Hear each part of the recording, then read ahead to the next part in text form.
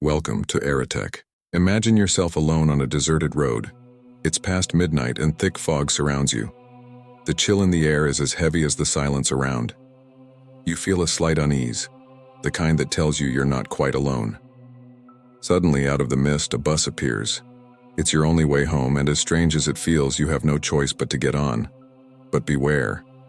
This is no ordinary bus, and the journey you're about to take isn't one that leads home. This isn't a story from imagination. It happened on a night just like this in the heart of Beijing, China. Let's go back to November 14th, 1995. Route 375 bus, the last bus of the night, was set to travel from Yuan to Fragrant Hills. A short, typical route with hardly 16 kilometers to cover. But this night, the bus would take an unexpected turn into horror. Around 2 a.m., the bus picked up a few late-night passengers from the famous Summer Palace stop. Among them were an old woman, a young man, and a couple. They found seats thinking it would be an ordinary quiet ride. Little did they know, an unimaginable nightmare was lurking just ahead. The bus moved slowly through the fog, its headlights barely cutting through the dense mist. Then, unexpectedly, the driver spotted 3 shadowy figures on the road. They signaled the bus, and the driver, curious yet cautious, decided to stop. As the figures boarded, the passengers grew uneasy.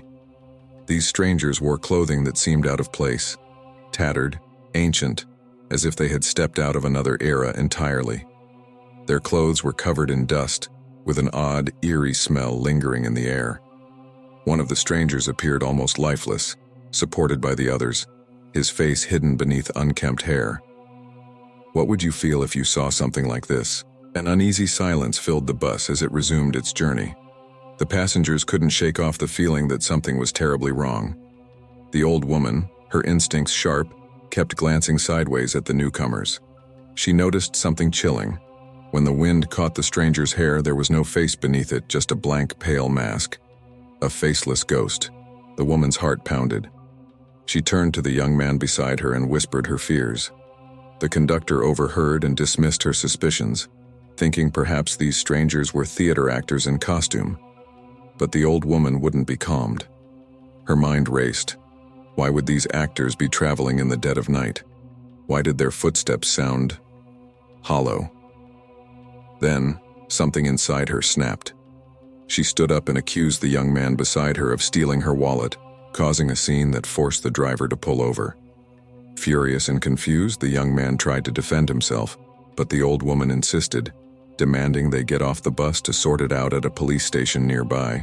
As soon as they stepped off the bus, the old woman's demeanor changed. She was no longer furious. She took a deep breath and looked at the young man calmly. She said, "You're safe now. I had to get us off that bus." The young man was stunned. The woman explained, her voice trembling. Those 3 figures, they weren't human. They had no faces, no feet. They were spirits, trapped in this world, taking anyone they could into theirs. The young man's face went pale, his mind trying to process what he had just heard. They rushed to the police station, desperate to warn others. But when they shared their story, the officers laughed, dismissing it as a late-night prank or an overactive imagination. Defeated, the woman and the young man went home, hoping the rest of the passengers had made it safely. But they hadn't. The next morning, the Route 375 bus was reported missing, along with the driver, conductor, and every passenger on board. The authorities launched a frantic search, combing through security footage. Strangely, the bus was captured on film only until the very spot where the woman and young man had disembarked. After that, it was as if the bus vanished into thin air. Days later, a fisherman discovered the bus submerged in a river over 100 kilometers away from its route. The authorities were baffled. How had it traveled so far in such a short time? When they pulled the bus out, the sight that awaited them was terrifying. The bodies of the driver, the conductor, and one of the faceless figures were found inside, grotesquely decomposed beyond recognition. Strangely, the bodies had deteriorated, as if they had been dead for weeks, even though they had been missing for only a day. The police found no fuel in the tank, only traces of a dark, blood-like substance. The case was never solved.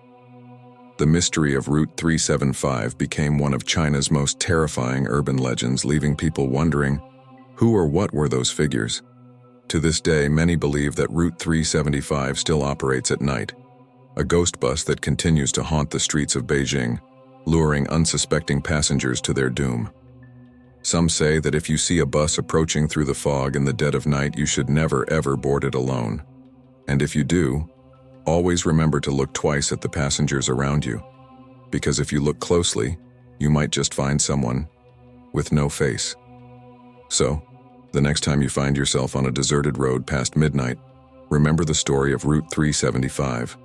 And before you step onto any bus, make sure it's headed somewhere you recognize. Thanks for watching. If you enjoyed this story, please like, subscribe, and hit the notification bell so you don't miss more terrifying tales. Until next time, travel safe and stay alert.